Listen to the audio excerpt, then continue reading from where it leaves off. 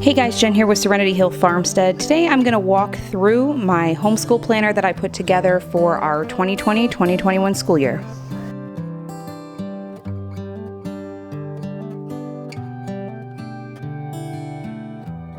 So like I said, this is the homeschool planner that I put together for our 2020-2021 school year. I have not always made my homeschool planner, but I started doing it last year. And the reason I started doing it was purely for budget reasons.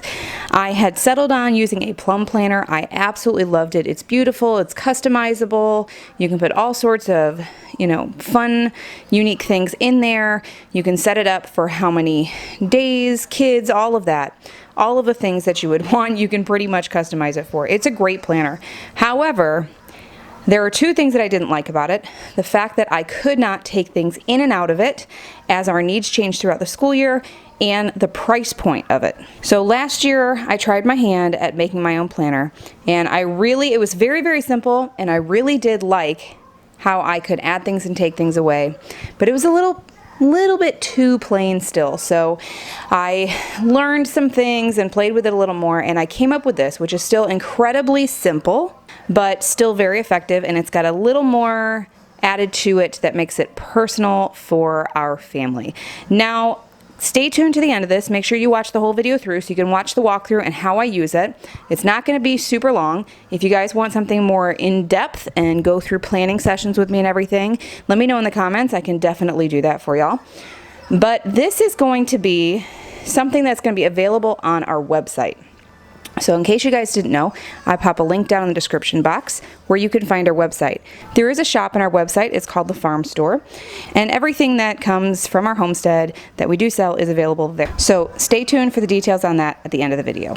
So when I put this together, I almost turned it into a happy planner style. I've had so many happy planners over the last few years that I have got all of the rings and pages and things to make it a beautiful, happy planner-esque kind of thing.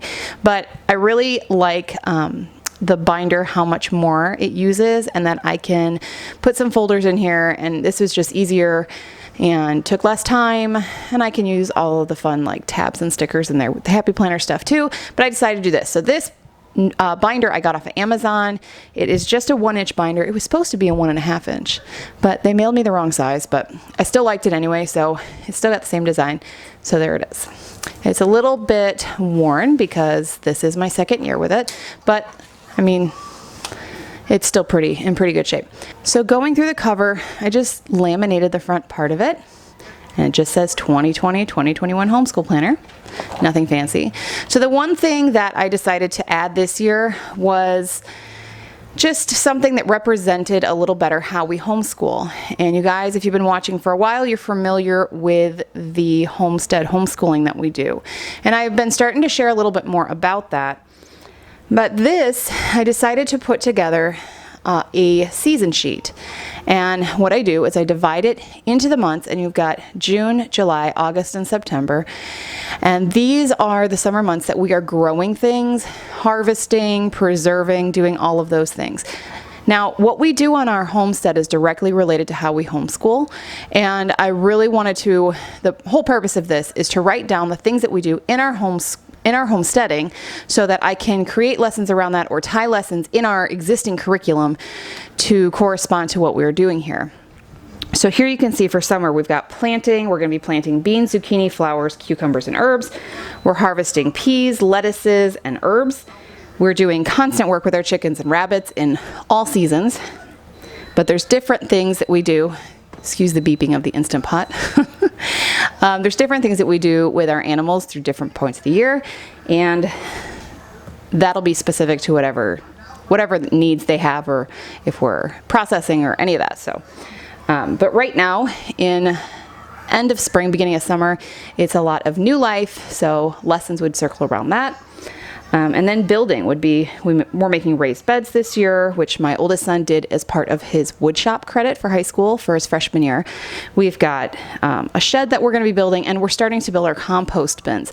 And compost in itself is is, you know, in my opinion, it's like an art form because I've never gotten it quite right. But there's a lot of great things that you can teach in composting.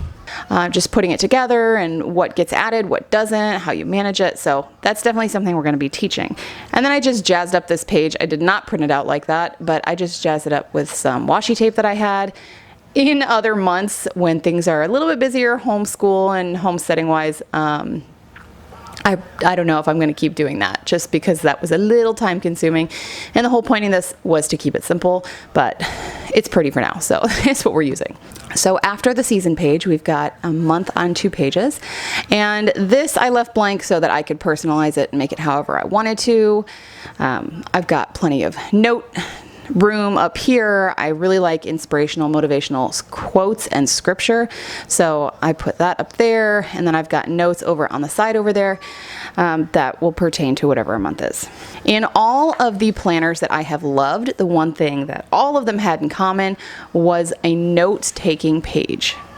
So I love note-taking pages because I need to brain dump. I need to put all of the things that I want to cover on a month that is not part of our more open and go curriculum and not part of our homesteading, or maybe things I want to elaborate on, I need to put on this page. So for me, this note page is vital in my planning process. So real quick way of how I use this. So I'll go back and I will write in, not that far back, on our month on 2 pages, and I will go and write down all the appointments, all of the things that we have to do, all the places we have to be that are already set.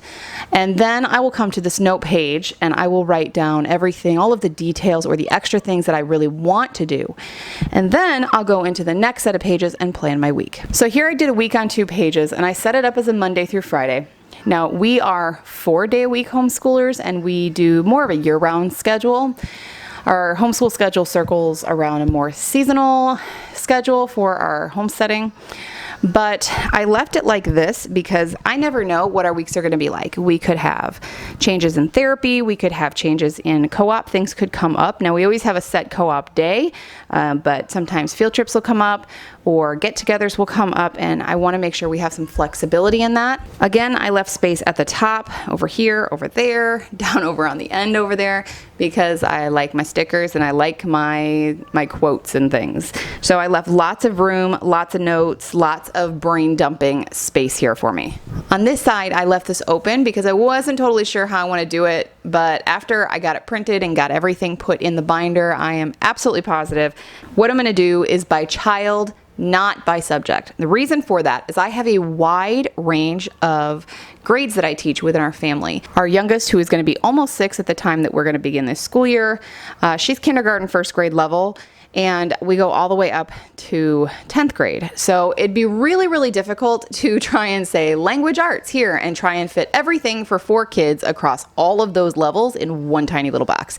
So we'll do Evie, Caleb, Jackson, Wyatt. He may take up 2.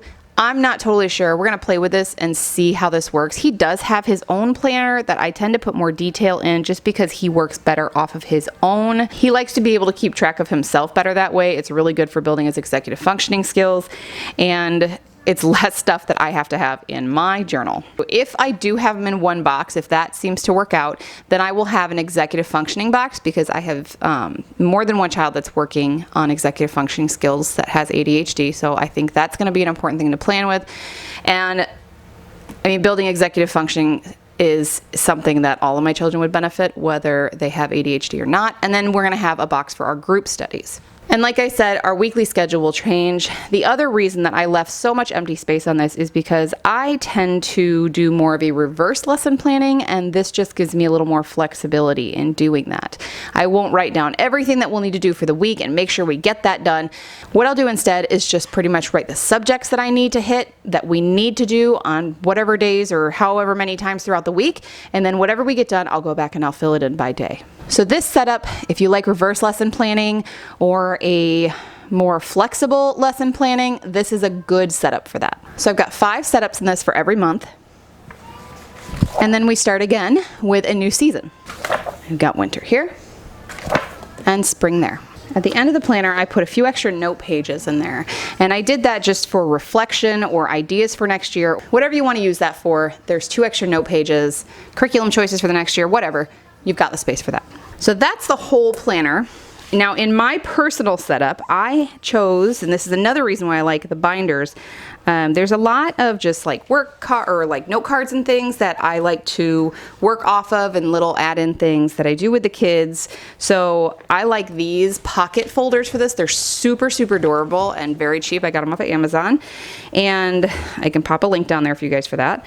And I put one for everybody and then a couple extra. So this is the to-do thing. This is my to-do stuff. And this will be grading or project stuff like, you know, vocabulary flashcards and things when we do our group studies. And then this will probably be, for when it's done and I need to file it or put it in like finished graded work or whatever. And then I've got one file folder here, one pocket for each child. And then at the end, I've got our group work. And for those that are wondering, why do you have Kentucky stuff there? You don't live in Kentucky. It's still up in the air whether or not we're going to move. We're still waiting on hearing if my husband is going to be transferred for his job. So just to be on the safe side, I've got Kentucky requirements here, and we're following that for our school year because Illinois is so lenient. They basically have, you know, free reign to do whatever you want for your homeschooling. Very, very basic guidelines and nothing that you have to turn in. I'm going by Kentucky standards because it's better to be over-prepared than under-prepared, and then you're in trouble. So I just keep them handy. So that is the entire planner. So if you are interested in getting a copy of this, I am going to have the link below, like I said, in the description box, and you can get a copy of this for free. It will be free from now until June 22nd, and then after that it'll be a very small fee. It'll be like $10 in there. It's a very simple planner. I wanted to keep it simple and easily available to anybody who wants it. So I hope you guys enjoyed this video. If you did, don't forget to give it a thumbs up and subscribe for more videos, and we'll see you guys in the next one. Bye.